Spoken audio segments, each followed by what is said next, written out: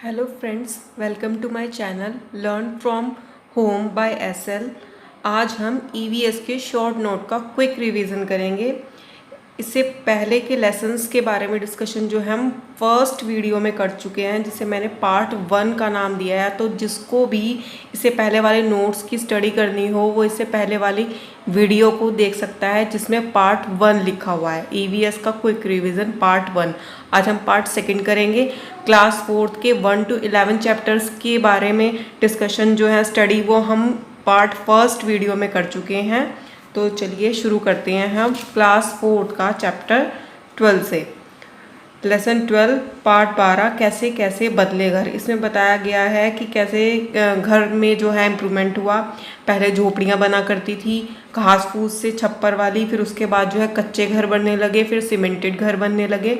तो इसी बारे में, इसी टॉपिक पर जो है इस चैप्टर में डिस्कशन किया गया है, डिटेल दी गई है। तो इसमें हमारा पहला क्वेश्चन है, गाजी खान अब कहाँ पर है। गाजी खान अब कहाँ पर है। तो गाजी खान एक जगह है जो कि अब पाकिस्तान में है। इस तरह के क्वेश्चन CTET में हर साल आते हैं, मतलब एक ना एक क्वेश्चन आपको ज़रूर मिलेगा कि कौन सी जगह कहाँ पर है। तो इनको तो अच्छे से बिल्कुल रट लीजिए। इससे पहले पार्ट 1 में भी इस तरह के बहुत सारे क्वेश्चंस हैं जो मैंने अपनी वीडियो में दिए हुए हैं, तो आप उसको स्टडी ज़रूर कीजिएगा। तो गाजी खान जो है अब कहाँ है, पाकिस्तान में है। पहले घरों के फर्श व दीवारों पर मिट्टी व गोबर का लेप क्यों लगाते थे। पहले के जो घर होते थे, कच्चे घर होते थे, तो उनकी दीवारें मिट्टी की बनी हुई होती थी और फर्श भी। तो उन पर जो है दीवारों पर मिट्टी में गोबर मिलाकर जो है उसको लेप किया जाता था। तो उसका क्या कारण था, क्योंकि मिट्टी में गोबर मिलाने से कीड़ा नहीं लगता, तो इस वजह से जो है मिट्टी में गोबर को मिलाया जाता था। नेक्स्ट क्वेश्चन है, लकड़ी की छत को दीमक से बचाने के लिए क्या किया जाता है। तो इसमें नीम व कीकर की लकड़ियाँ बिछाते हैं ताकि लकड़ी की छत में दीमक ना लगे। नेक्स्ट हमारा चैप्टर है जो क्लास 4 से है, पार्ट 13 पहाड़ों से समुंदर तक। मतलब इसमें जो है ये बताया गया है, इसमें कुछ ज़्यादा कुछ इंपॉर्टेंट नहीं था तो मैंने इसलिए इससे कोई क्वेश्चन नहीं लिया है। सिर्फ मैं आपको बता देती हूँ कि इस चैप्टर में क्या था। इसमें बताया गया है कि किस तरीके से नदियाँ जो हैं, नदियों का जन्म, नदियों का उद्गम जो है वो पहाड़ों से होता है, और वो पहाड़ों से निकलकर मैदानी क्षेत्रों से बहते हुए समुद्र में जाकर मिलती हैं। और रास्ते में अपने जो उनका ट्रैवल पीरियड होता है, मतलब पहाड़ों से जब तक वो समुद्र तक पहुँचती है तब तक वो किस तरीके से रास्ते, जिन जिन रास्तों से होकर निकलती है वहाँ पर वो किस तरीके से प्रदूषित हो जाती हैं, तो किस तरीके से लोग उनमें प्रदूषण फैला रहे हैं। तो बस इसी बारे में ज़्यादा डिस्कशन किया गया था इस चैप्टर में। CTET के अकॉर्डिंगली कुछ ज़्यादा इसमें इम्पॉर्टेंट नहीं था, तो इसलिए मैंने इसमें से कोई क्वेश्चन नहीं लिया है। नेक्स्ट है हमारा पार्ट 14 बसवा का खेत। तो इसमें बताया गया है कि किस तरीके से खेती की जाती है, बस इसी बारे में डिस्कशन है। तो इसमें से बस एक ही मुझे क्वेश्चन इम्पॉर्टेंट लगा कि वेलवनी का गांव जो है वो कहाँ पर है, वो कर्नाटक में है। नेक्स्ट है हमारा पार्ट 15 मंडी से घर तक। इसमें भी ज़्यादा कुछ इम्पॉर्टेंट नहीं था, बस इसमें ये बताया गया है कि फसल कैसे खेत में तैयार होती है, फिर तैयार होने के बाद किसान किस तरीके से उसे मंडी तक ले जाता है और फिर वो लोगों के घरों तक पहुँच पाती है फसल। नेक्स्ट है हमारा लेसन 16 पार्ट 16 चू चू करती आई चिड़िया।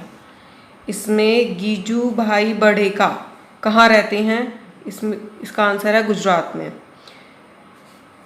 नेक्स्ट इसमें इम्पॉर्टेंट कुछ ये है कि गीजू भाई बड़ेका जो है वो बच्चों के लिए कहानियाँ लिखते हैं। तो ये क्वेश्चन आ सकता है कि बच्चों के लिए कौन सा लेखक जो है कहानियाँ लिखता है, तो आंसर होगा गीजू भाई बड़ेका।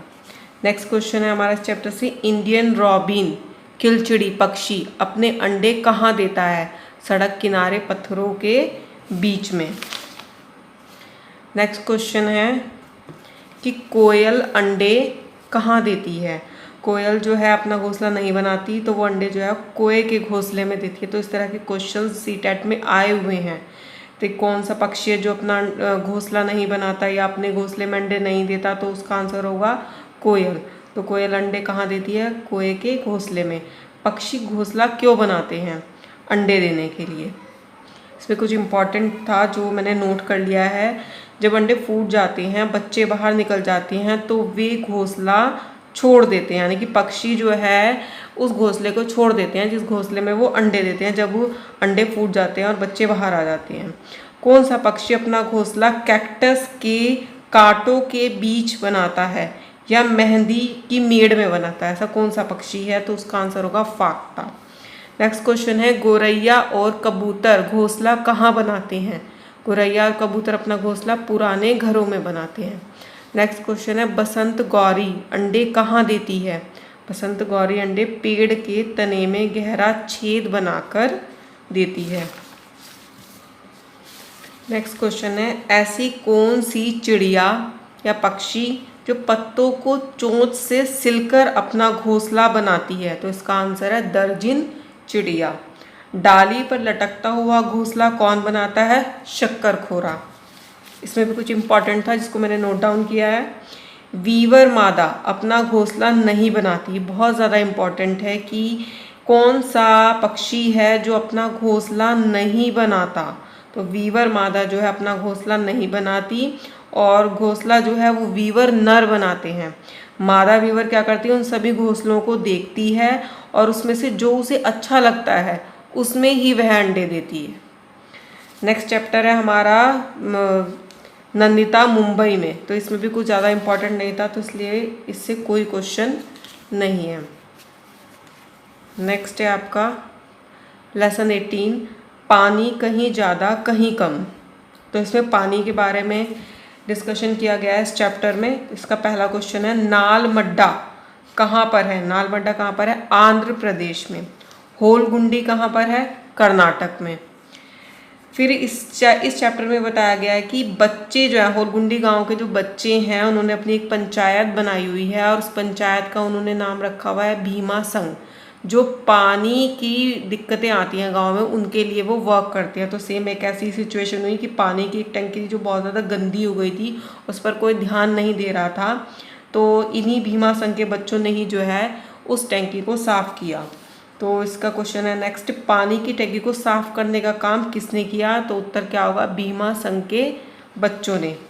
नेक्स्ट हमारा पार्ट 19 है, जड़ों का जाल। इसका पहला क्वेश्चन है, बरगद की लटकती हुई शाखाएं क्या हैं? जो बरगद में हमें लटकती हुई शाखाएं दिखाई देती हैं, टहनियाँ दिखाई देती हैं, वास्तव में शाखाएं नहीं होती, उसकी वो जड़ें होती हैं। तो बरगद की लटकती हुई शाखाएं क्या हैं? जड़ें हैं। रेगिस्तानी ओक कहाँ पाया जाता है? रेगिस्तानी ओक कहाँ पाया जाता है? ऑस्ट्रेलिया में।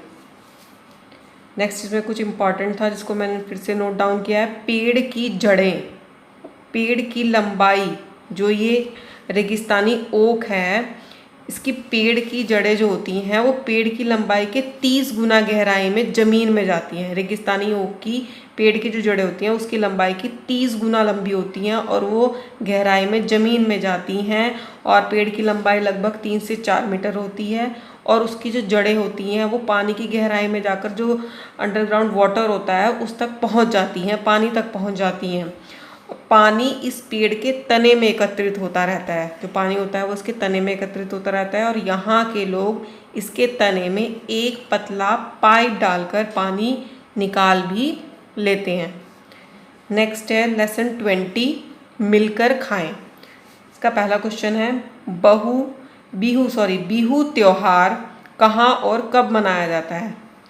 बिहू त्योहार असम में मनाया जाता है और चावल की फसल आने पर 14-15 फरवरी को। और असम कैलेंडर में जो है ये 1 या 2 माघ, मतलब असम कैलेंडर के अकॉर्डिंगली 14-15 फरवरी जो है वो 1-2 माघ कही जाती है। भेला घर किससे बनता है? भेला घर यानी कि इस त्योहार पे ये लोग भेला घर बनाते हैं, वो किससे बनता है? वो बांस से बनता है।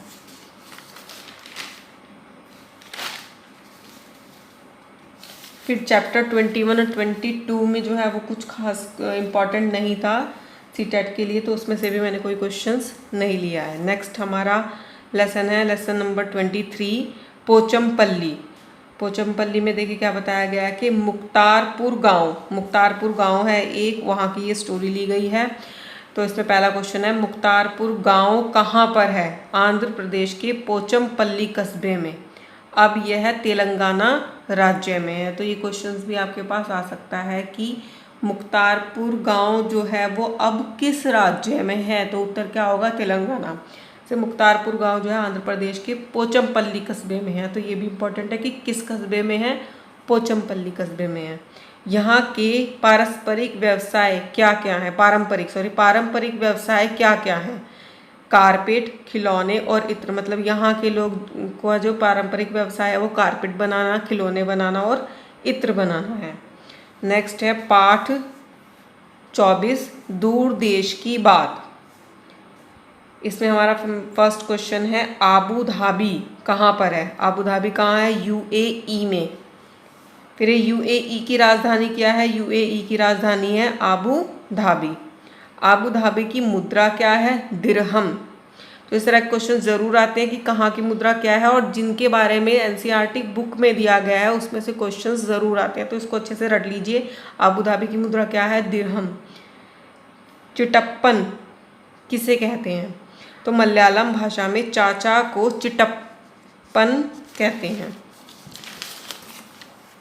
और कुंजम्मा किसे कहते हैं? कुंजम्मा चाची को कहते हैं मलयालम भाषा में। नेक्स्ट क्वेश्चन है केरल में कौन कौन से फलों के पेड़ हैं? नारियल, केला, जैकफ्रूट, पपीता, बेटलेंटन आदि। इन सारे फ्रूट्स के जो पेड़ हैं वो केरल में पाए जाते हैं। केरल के मुख्य मसाले कौन कौन से हैं? तेज पत्ता, इलायची, काली मिर्च आदि। आबू धाबी में सर्वाधिक पेड़ कौन से हैं? आबू धाबी में कौन से सबसे अधिक पेड़ पाए जाते हैं? खजूर के। नेक्स्ट है हमारा लेसन 25, चटपटी पहेलियाँ। इसमें भी कुछ खास नहीं था इसलिए मैंने इससे कोई क्वेश्चन नहीं लिया है। नेक्स्ट है फिर आपका लेसन 26 जो कि बहुत ज़्यादा इम्पॉर्टेंट है। इसका फर्स्ट क्वेश्चन है लेफ्टिनेंट कमांडर वहीदा प्रिज्म कौन है? यह भारतीय नौसेना में डॉक्टर हैं। ये चैप्टर बहुत ज़्यादा इम्पॉर्टेंट है, इसको अच्छे से लर्न कर लीजिएगा। कि लेफ्टिनेंट कमांडर वहीदा प्रिज्म कौन है? भारतीय नौसेना में डॉक्टर हैं।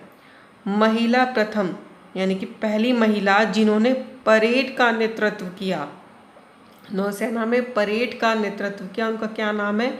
वहीदा प्रिज्म। नेक्स्ट क्वेश्चन है वहीदा प्रिज्म कहाँ से हैं? थाना मंडी गांव से। वहीदा प्रिज्म कहाँ से? थान मंडी गांव से। नेक्स्ट है आपका थान मंडी गांव कहाँ पर है? जम्मू कश्मीर के राजौरी जिले में। परेड के कितने निर्देशक कमांड होते हैं? 36। तो ये क्वेश्चन भी इम्पॉर्टेंट है कि परेड में कितनी कमांड्स होती हैं, परेड के कितने निर्देशक कमांड होते हैं? तो आंसर क्या होगा? 36। नेक्स्ट है हमारा पार्ट 27, कोशिश हुई कामयाब। इसका पहला क्वेश्चन है तिब्बतन भाषा जो लद्दाख में बोली जाती है उसे क्या कहते हैं? मतलब तिब्बत में जैसे तिब्बतन भाषा बोली जाती है, लेकिन लद्दाख में जो तिब्बतन भाषा बोली जाती है उसे क्या कहते हैं? भूती। भूती भाषा में माँ को क्या कहते हैं? भूती भाषा में माँ को क्या कहते हैं? आमाले। और पिता को आबाले। लद्दाख को एक इम्पॉर्टेंट क्वेश्चन हो रहा है इसमें कि लद्दाख को ठंडा रेगिस्तान भी कहा जाता है। क्वेश्चन अगर आपके पास आता है कि ठंडा रेगिस्तान किसे कहा जाता है, तो हमारा उत्तर होगा लद्दाख। आई होप फ्रेंड्स आपको ये वीडियो पसंद आई होगी और आपके लिए ये यूज़फुल है सीटेट के लिए बहुत ज़्यादा। तो इसे अच्छे से लर्न कर लीजिएगा क्योंकि 15 क्वेश्चंस जो हैं वो एनसीईआरटी बुक से ही आते हैं। मैंने प्रीवियस ईयर का जो पेपर है वो भी मैंने उसकी वीडियो भी आपको मिल जाएगी मेरे चैनल पर जाकर, आप उसमें देख सकते हैं कि 15 क्वेश्चन जो है वो एनसीईआरटी बुक से ही आए थे। तो इसको इग्नोर मत कीजिए, ये बहुत ज़्यादा इम्पॉर्टेंट है, इनको अच्छे से लर्न कर लीजिएगा अगर आपको अपने 15 मार्क्स फिक्स चाहिए ईवीएस में, क्योंकि 15 मार्क्स का जो है वो एनसीईआरटी बुक से ही आता है। तो प्लीज़ मेरे इस चैनल को सब्सक्राइब कीजिए, लाइक कीजिए, शेयर कीजिए ताकि कमिंग वीडियोस का नोटिफिकेशन आपको मिल सके। Thanks for watching.